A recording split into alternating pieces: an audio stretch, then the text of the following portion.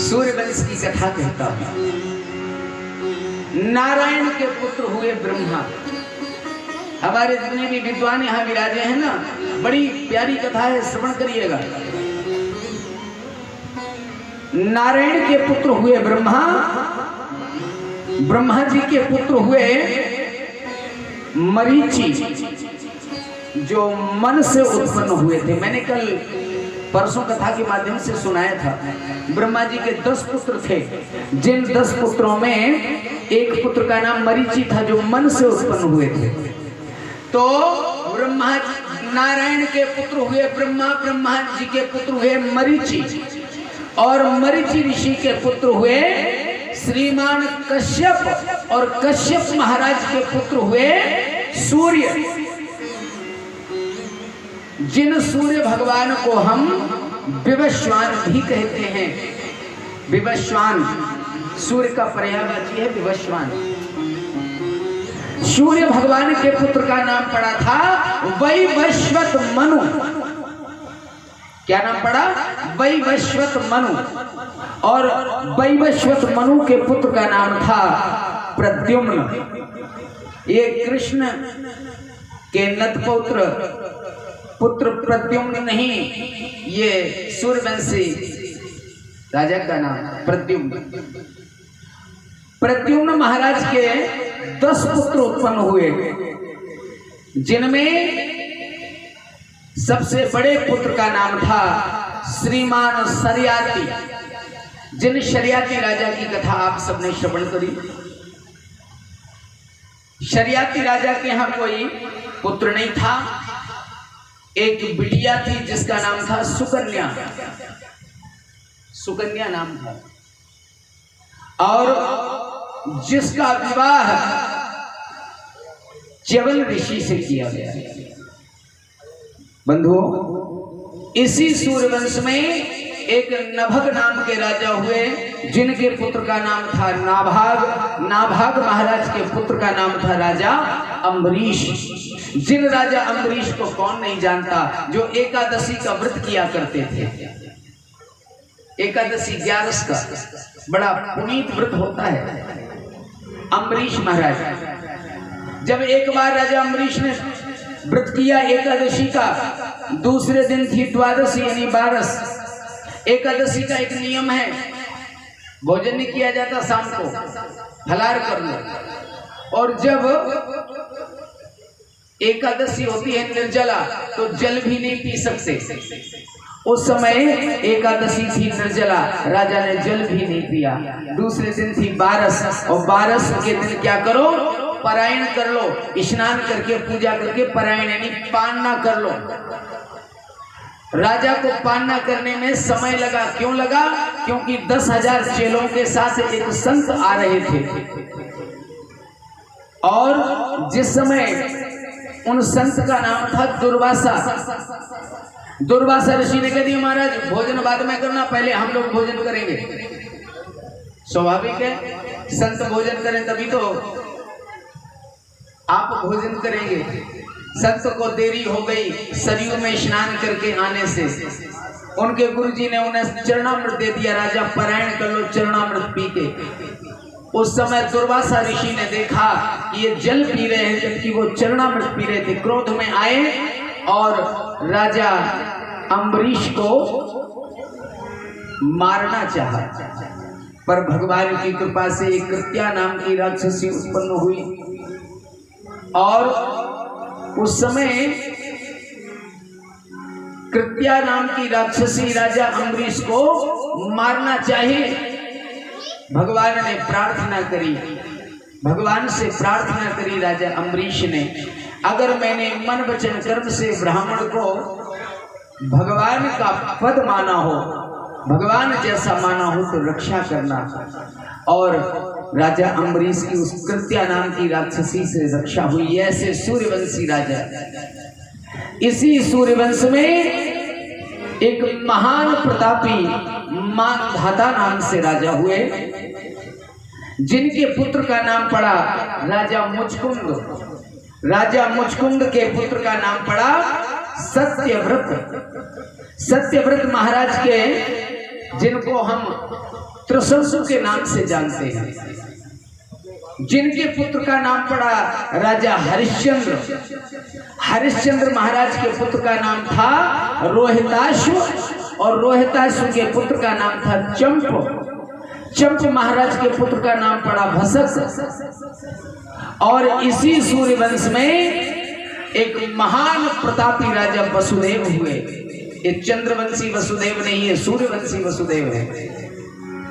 और इसी वंश में एक खटवांग नाम के राजा हुए, जिनके पुत्र का नाम पड़ा दीर्घबाहु। दीर्घबाहु महाराज के पुत्र का नाम पड़ा रघु। रघु महाराज के पुत्र का नाम पड़ा अज, और अज महाराज के पुत्र का नाम पड़ा दशरथ। यह है सूर्यवंश की कथा। और भी अनेक राजा हुए, ये तो मैंने प्रमुख नाम लिए। राजा दशरथ जी के यहाँ कोई पुत्र नहीं था।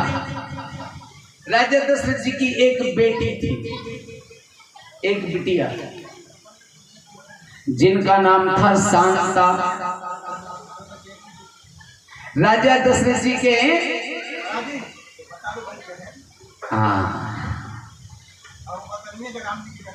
राम जी की एक बहन जी थी, बहन। राजा दशरथ जी के 640 विवाह हुए थे। श्री रामचरितमानस में 3 विवाहों का उल्लेख है। एक बार राजा दशरथ जी महाराज आखेट के लिए वन में निकले। उन्होंने कौशल प्रदेश के राजा बेटी कौशल्या को अर्थात वन विहार करते हुए देखा। राजा दशरथ जी महाराज ने जब उनको देखा, मन आकर्षित हुआ और कौशल्या महारानी से गंधर्व रीति से विवाह किया, जिनके गर्भ से एक बेटी उत्पन्न हुई, नाम था शांता। बंधुओं, वो शांता वन में ही ऋषि के आश्रम में भेंट करके चले आए, जिनका विवाह श्रृंगी ऋषि से हुआ था।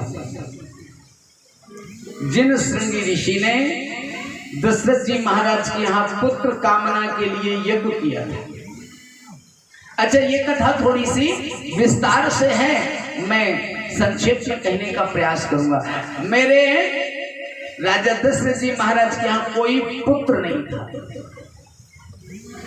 और एक बार की बात, राजा दशरथ जी महाराज बड़े परेशान हैं। कैसे?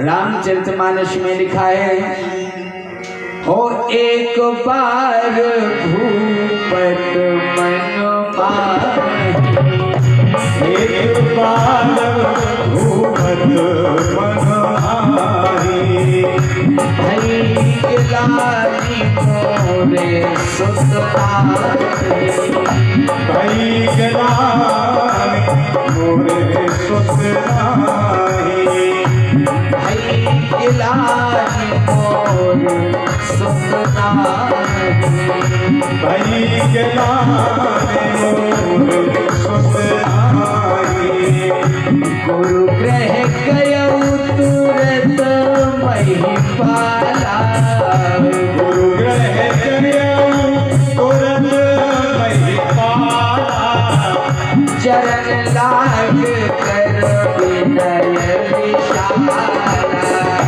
चरण लाग कर विनय विशाला, चरण लाग कर विनय विशाला, चरण लाग कर विनय विशाला, निज दुख सुख जब गुरु ही सुनायो, निज दुख सुख गुरु ही सुनायो, कह वशिष्ठ बहु विधि समझायो, कह वशिष्ठ बहु विधि समझायो, कह वशिष्ठ बहु विधि समझायो, कह वशिष्ठ बहु विधि समझायो,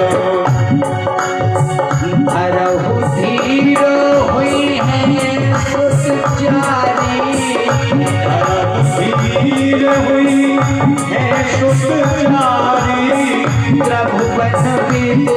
भगत भयहारी, त्रिभुवन विदित भगत भयहारी, त्रिभुवन विदित भगत भयहारी, त्रिभुवन विदित भगत भयहारी, भगत भयहारी। बहुत प्यारी कथा है। क्या कहा? बोले एक बार भूपत मन माही, भई ग्लानि मोरे सुत नाही। राजा को एक बार बड़ी ग्लानि, टेंशन हुई। अंग्रेजी में टेंशन है। अच्छा, अपन हिंदी कम समझ पाते, बुरा न मानिएगा, अंग्रेजी जल्दी समझ लेते। हाँ, अंग्रेजी के ज्यादा प्रचलन है ना, अगर शुद्ध हिंदी बोली जाए तो अर्थ नहीं जान पाते। क्या हुआ? बोले टेंशन है। आपने समझ लिया कि क्या है। अगर मैं कहूं कि साहब आज मेरा मन बड़ा उद्विग्न है, अब जाने कहा कह गए महाराज, मन जाने का है उद्विग्न यानी टेंशन, परेशान है। राजा बड़े परेशान हुए। एक बार विचार करिएगा, उस एक बार का प्रश्न बड़ा अद्भुत लगता नहीं लगता? एक बार ऐसा हो, यानी कोई विशेष घटना हो। एक बार राजा बड़े परेशान हैं, पुत्र नहीं है। एक ही बार ऐसा क्यों हुआ? कारण है बंधुओं, कारण है क्योंकि राजा देवताओं की सभा में जाया करते थे। राजा गए देवताओं की सभा में, लौटकर आने लगे। राजा के सिंहासन को सफाई की जा रही थी, धुलाया जा रहा था। राजा ने पूछा, भेष बदल के राजा ने पूछा, बोले इस पर सूर्यवंशी राजा दशरथ जी विराजमान थे। बोले तो धुलाया क्यों जा रहा? बोले उनके यहाँ कोई पुत्र नहीं है, अगर स्वर्ग में स्थान चाहिए तो बेटा चाहिए। एक और निवेदन करें, बुरा न मानिएगा, न मन को अव्यवस्थित करना। स्वर्ग में जाने के लिए बेटे की जरूरत है, पर याद रखना स्वर्ग से भी एक और पद बड़ा है। क्या? बैकुंठ। बैकुंठ में जाने के लिए बेटे की नहीं, बैकुंठ में जाने के लिए अपने कर्म की जरूरत होती है। स्वर्ग में जाओगे लौट के आना पड़ेगा, रिटर्न बैक धरती पे, बिल्कुल रिटर्न होना पड़ेगा। पर अगर बैकुंठ चले गए ना, तो ना तो बेटे की जरूरत है ना बेटी की जरूरत है, अपने कर्म की जरूरत है। राजा को लगा, आज राजा को आभास हुआ, एक बार भूपत मन माही, भई ग्लानि मोरे सुत नाही। राजा को टेंशन हुई। अच्छा, एक निवेदन करें आप सभी बहनों से, आप सबसे, जब अपन को कोई टेंशन हो तो क्या करो? क्या करना चाहिए? गुरु के पास जाओ। भैया और इनके दजा आज कुछ नए रिश्तेदार भी दिखा रहे, मैं तो चश्मा ना लगाए। हाँ, कुछ नए रिश्तेदार झांसी तरफ से आ गए। आज का आए 25 की पंगत है, 25 को आना तो आनंद लियो है, बस आनंद लेना। विचार करिएगा, अगर संसार के किसी व्यक्ति को टेंशन है तो वो गुरु की शरण नहीं लेता। अब क्या लेता वो आप जानिएगा, हमें नहीं पता। हाँ, वो लेता वही है, अरे मानो तेरा ध्यान किधर है और दुकान इधर है, आनंद लेना। अरे क्या करना चाहिए? बोले गुरु की शरण हो। एक बार रामचरितमानस आप पढ़ के देखो, जीवन की सारी समस्याओं का निदान हो जाएगा। ऐसी मानव जीवन में कोई समस्या नहीं है जिसका निदान रामचरितमानस में ना हो। अच्छा विचार करिए, मन में टेंशन हो तो क्या करो, गुरु के पास जाओ, और गुरु के पास जाओ तो करो क्या, क्या कहो? बोले जो राजा ने कहा। राजा ने क्या कहा? निज दुख सुख, निज दुख सुख नृप गुरु ही सुनायो, कह वशिष्ठ बहुविधि समझाए। अरे गुरु के पास जाओ तो अपना दुख सुनाओ, पर दुख अकेला नहीं, अपना सुख भी सुनाओ। अपन क्या करते? केवल दुख, सुख नहीं सुनाते। बुरा ना मानिएगा। 4-6 एकड़ प्लाट ले लिया, बड़े लंबे हार बनवा लिए, बेटे की नौकरी लग गई, बहू की नौकरी लग गई, हाँ, खुद ने बिजनेस आगे कर लिया। जी नहीं, अगर कहीं से कुछ घाटा हुआ तो घाटा सुनाएंगे, बाड़ा नहीं सुनाएंगे। आपकी नहीं, ये प्रकृति का नियम है। पर करना क्या चाहिए? निज दुख सुख, सुख भी सुनाओ। और गुरुदेव ने कह दिया क्या कि धरहु धीर हुई है सुत चारी, त्रिभुवन विदित भगत भयहारी।